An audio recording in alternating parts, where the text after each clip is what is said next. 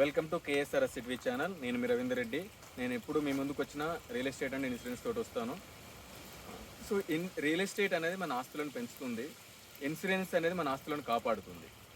So real estate investment అనేది ఒక మూడు రకాలుగా ఉంటుంది. ఒకటి సెల్లింగ్ మార్కెట్, రెండు బయ్యింగ్ మార్కెట్, మూడు ఎమర్జింగ్ మార్కెట్. సెల్లింగ్ మార్కెట్ అంటే సాచురేట్ అయ్యి ఉంటుంది, అక్కడ మనం పోయి కొన్నా కూడా పెద్దగా రిటర్న్స్ ఏమి ఉండవు. బయ్యింగ్ మార్కెట్ అంటే సిటీ సరౌండింగ్స్లో అనుకోండి, కమర్షియల్గా ఎక్కువ మనం చెప్పుకోవచ్చు. కమర్షియల్ ఇన్వెస్ట్మెంట్ అని చెప్పుకోవచ్చు, రెగ్యులర్ ఇన్వెస్ట్మెంట్ రిటర్న్స్ తీసుకోవడం కోసం. మూడు వచ్చేది ఎమర్జింగ్ మార్కెట్. ఎమర్జింగ్ మార్కెట్ అంటే కొంచెం సిటీ అవుట్స్కట్స్లోకి వెళ్ళాల్సి ఉంటుంది. అంటే ఎగ్జాక్ట్గా చెప్పుకోవాలంటే మనం ఎమర్జింగ్ మార్కెట్కి చెప్పుకోవాల్సింది ఏంటంటే ఓఆర్ఆర్ టు త్రిబుల్ మధ్యన కొంచెం త్రిబుల్ దాటి కూడా వెళ్ళొచ్చు. దీన్ని ఎమర్జింగ్ మార్కెట్ అంటారు. ఎప్పుడైనా ఒక ఇన్వెస్టర్కి వెల్త్ క్రియేట్ చేసే ప్లేస్ ఏదైనా ఉంది అంటే ఎమర్జింగ్ మార్కెట్ అంటే ఎగ్జాక్ట్గా చెప్పుకోవాలి ఏంటంటే ఈ ఓఆర్ఆర్ టు త్రిబుల్ మధ్యన, అంటే వేరే సిటీలో ఇంకా వేరే టౌన్లో వేరే స్టేట్లో ఏదన్నా కావచ్చు, మన గురించి చెప్తున్నాను. దీంట్లో ఓఆర్ఆర్ టు త్రిబుల్ మధ్యన త్రిబుల్ దాటి కొంచెం బయటికి వెళ్ళినా కూడా ఏమవుతుందంటే ఇన్ఫ్రా మనకి బీభత్సంగా ఉంటుంది. మనం పెట్టేది తక్కువైనా కూడా ఒక 5 to 10 years వెయిట్ చేయగలిగితే, ఒక 10 years చెప్పుకోవచ్చు మిడ్ టర్మ్గా, ఓకేనా. ఒక 10 years వెయిట్ చేయగలిగితే ఒక బ్రహ్మాండమైన వెల్త్ క్రియేట్ అవుతుంది. సో మీకు అలాంటి ప్లానింగ్ ఏది ఉన్నా, అది ప్లాట్ కానీ విల్లా కానీ, సో అగ్రికల్చర్ ల్యాండ్ కానీ ఏది ఉన్నా, మీ రిక్వైర్మెంట్ తగ్గట్టుగా, మీ ఇన్వెస్ట్మెంట్ ప్లానింగ్ తగ్గట్టుగా నేను మీకు ఒక బెస్ట్ ప్రాపర్టీని అయితే సజెస్ట్ చేయగలుగుతాను. సో మీకు ఎలాంటి రిక్వైర్మెంట్ ఉన్నా నాకు ఎప్పుడైనా నన్ను రీచ్ అవ్వచ్చు.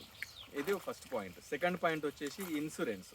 నేను ఇందాక ముందు చెప్పినట్టుగా రియల్ ఎస్టేట్ ఇన్వెస్ట్మెంట్ అనేది మనకు ఆస్తులను సమకూరుస్తుంది. అదే ఇన్సూరెన్స్ ఏంటి? ఆస్తులను కాపాడుతుంది. ఇన్సూరెన్స్ లేదు అనుకో, మనం ఎన్ని సంపాదించిన ఆస్తులైనా ఇక్కడ సంపాదిస్తాం, అక్కడ పోయి దారపోస్తాం. ఇక్కడ సంపాదించి కాపాడుకుంటాం.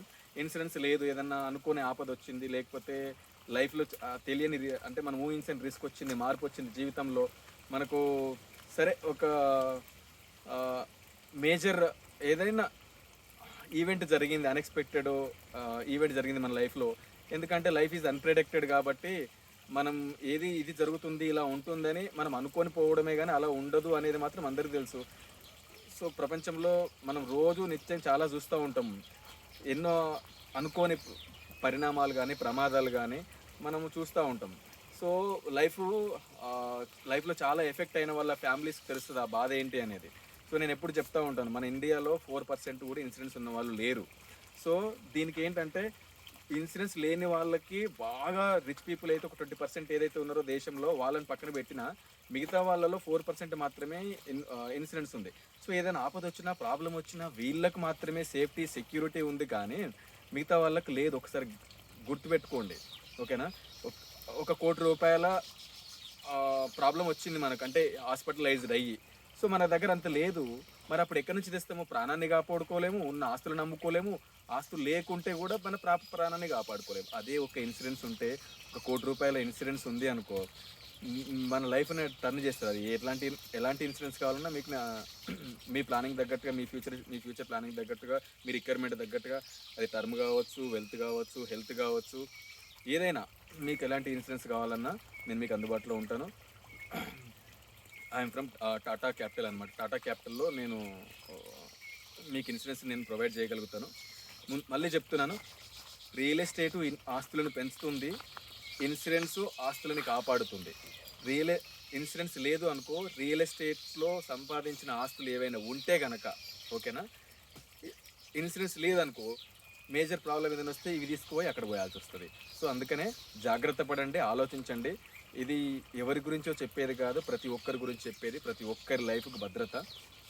సో మీకు అటు రియల్ ఎస్టేట్ ఇన్వెస్ట్మెంట్ కోసమైనా కూడా, లేదంటే ఇన్సూరెన్స్ ఇన్వెస్ట్మెంట్ కోసమైనా కూడా, అటు రియల్ ఇన్వెస్ట్మెంట్, ఇటు లైఫ్ ఇన్వెస్ట్మెంట్, మీకు ఎలాంటి ఇన్వెస్ట్మెంట్ కావాలన్నా కూడా మీరు నన్ను రీచ్ అవ్వచ్చు. నా మొబైల్ నెంబర్ వచ్చేసి 7671954232.